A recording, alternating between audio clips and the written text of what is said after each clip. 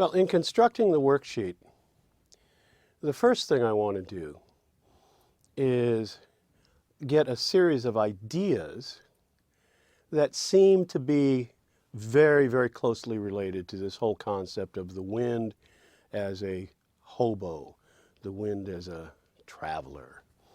And not only do I want to come up with a series of concepts, maybe 4, 5, 6 concepts that I can take to my rhyming dictionary, not only do I want to have a series of concepts, but I think it's also really useful if you pay attention as you're picking your keywords, pay attention to the vowel sounds that they include, because that's going to be the string into our rhyming dictionaries. So that for the word to be in the keyword list, it should have a different vowel sound than any of the other words in the keyword list. Otherwise, we're being redundant and trying to, go through the rhyming dictionary using the same vowel sounds, but maybe with slightly different consonant sounds. Remember that we're here dealing with a concept of hobo wind that is a little bit less stable. And so less stable rhyme types will be in play. So we'll start out right away with only keywords that have different vowel sounds. Now obviously the place to start, for me at any rate here, since I already have my central idea of hobo wind, is to deal with the long O sound of hobo and also with the short I sound of wind. So that since wind is already in the rhyming position, that is, it's the last word of the title, we'll start with wind and then probably move to hobo from there. Now, what other ideas might be relevant? Well, the hobo wind cuts a path through the world, follows a path. And so it seems to me that, after having looked up, travel, having looked up traveler and so on in the thesaurus, it seems like path might be a good place to work. Path being, a one-syllable word that could easily end up in rhyming position. So there's the short A sound. So now we have the I, we have the O, we have the A of path. And then another word, the rush of wind.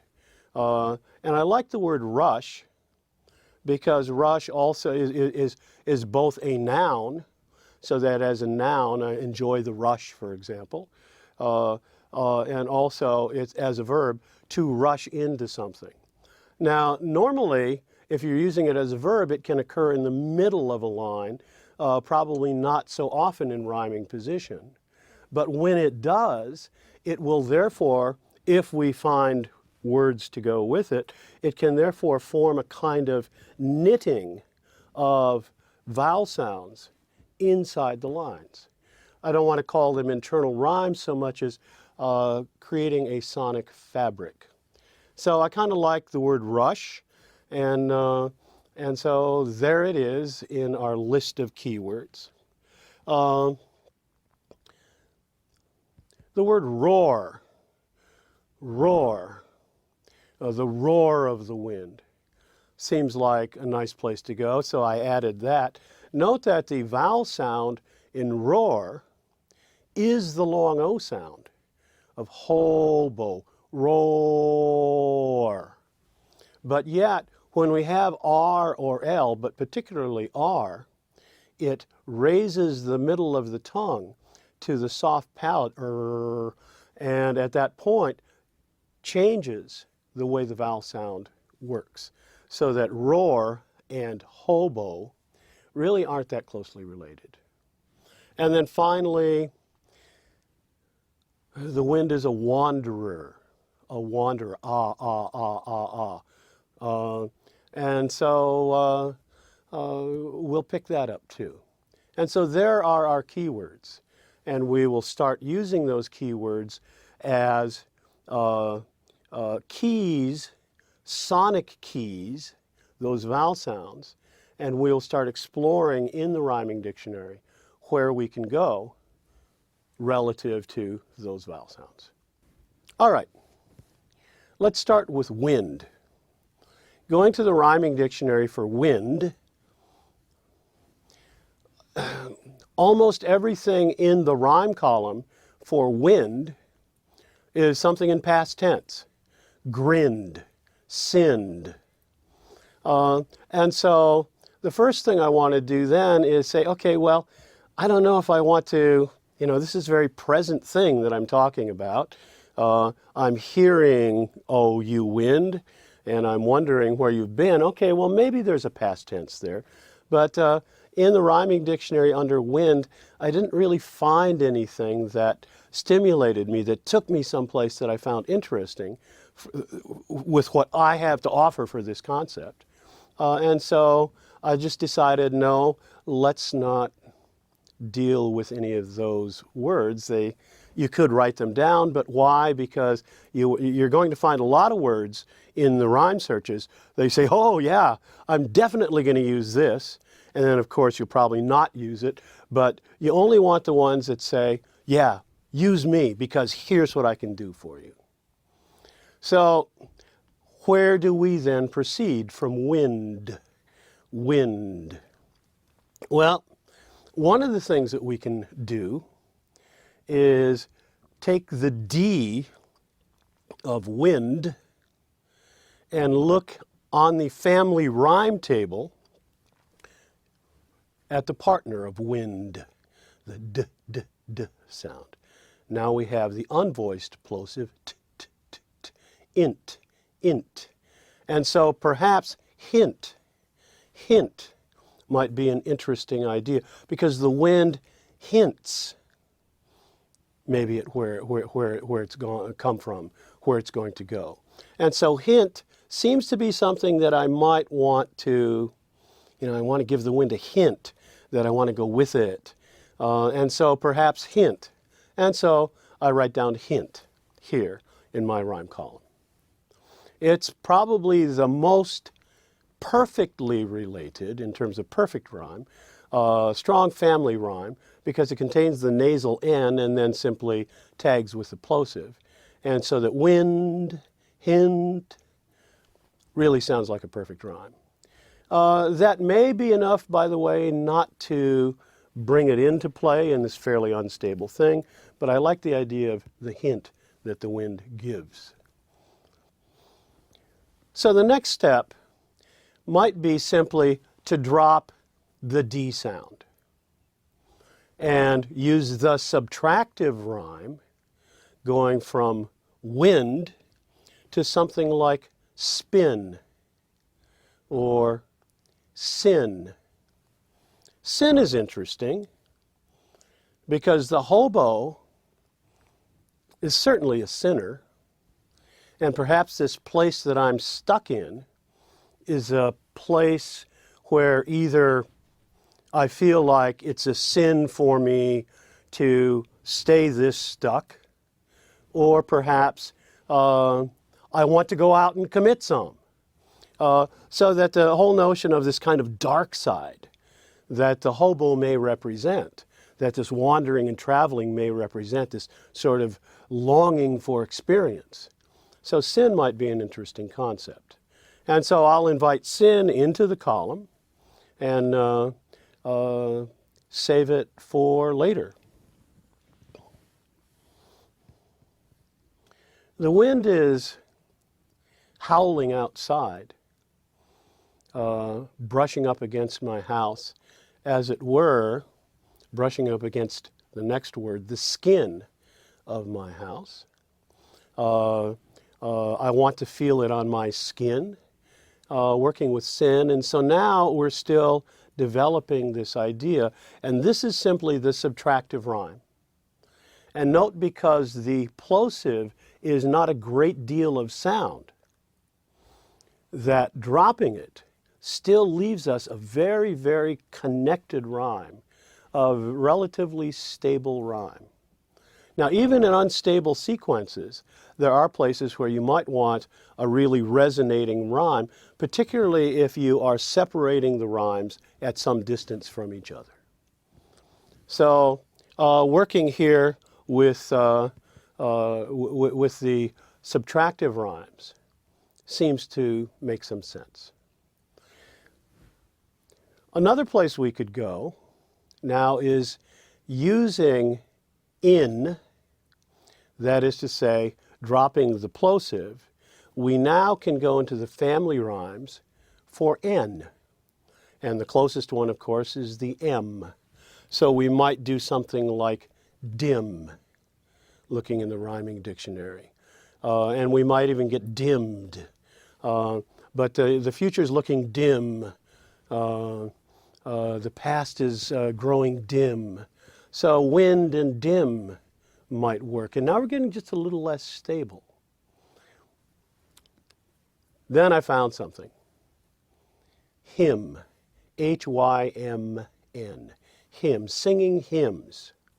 And it sounds to me, especially in the context where I might use the word sin, that the singing of hymns, that the wind is out there singing hymns of traveling.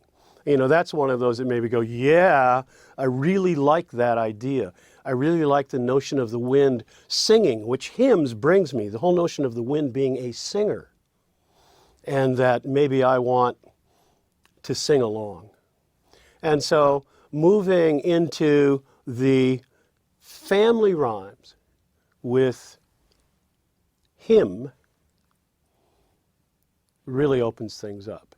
I never would have gotten that idea of this sort of choir, this sort of religious aspect, had I not been in my rhyming dictionary. And by the way, just FYI, have knowledge of the family rhyme table.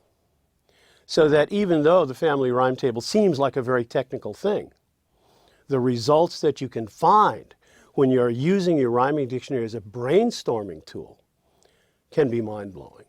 And for me, this whole notion of singing, this whole notion of the wind singing and me singing along, now feels like it can create a spine throughout the song.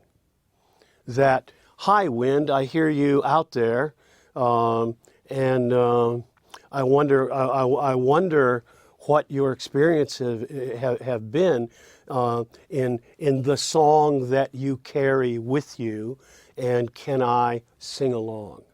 And so that seems to be something that might be a very, very interesting trail to follow in the song. And going through again, continuing through the im sounds, we get things like whim, or swim. Now, swim might be interesting, swimming through the trees, but at some point, we don't want to mix the metaphors. That is, if the wind is a singer, it doesn't necessarily have to be singing while it's paddling through the water, or swimming through the trees. But I'll just in case I want to get out of this hymn thing, I'll write down swim, because of course the wind does swim across the oceans and so on, and so that's there too. Still in my family rhyme table in the nasals, note the NG sound. Now the NG sound, do it a couple of times, as in sing, that the middle of your tongue is up against your soft palate. And what that does with the short I sound, do that, what that does with the short I sound is it raises the middle of your tongue to your soft palate and turns it in almost to a long E. So that if I look up I-N-G, as in the word sing, sing, sing, you don't get a sing, you get sing, it's almost E-N-G, sing. And so there's a transformation of the vowel sound there, but nonetheless, since we're in a context where Sing seems to be now with him a very relevant concept. Even though it's fairly unstable, which is what our song is about, we'll not write down sing. And we might write down spring. And if we want to go then even a little further away to assonance rhymes, or better yet, another way to put this is to keep the t sound and then change the nasal n to a fricative, we might get something like drift, drift, wind, drift. Note that the I sound is preserved, but yet at the same time, we're getting a fairly unstable sound. And then the least stable, of course, the consonants rhyme. Note that and is kind of a mouthful. There's a lot of sound in the N and the D together. So let's just put down a couple of consonants rhymes. Let's put down bend, because the wind certainly will bend the trees. And of course, we don't want to use a cliche like around the bend, but certainly bend might be there. And of course, the wind is my friend. The wind is my friend. So there's the column for wind. I have there the opportunity, not only if I choose to rhyme the word wind, but I also have the possibility of planting those short I, N, or M sounds inside the verses, inside the sections of the song, in order to create a sonic fabric. And that, of course, is before I have written a single line in the song. And already the ideas are jumping. And that's the cure for writer's block. When you do this, there's none of that, oh, I just can't think of anything. It's, oh my God, there are so many possibilities. Which should, and then you're off and running.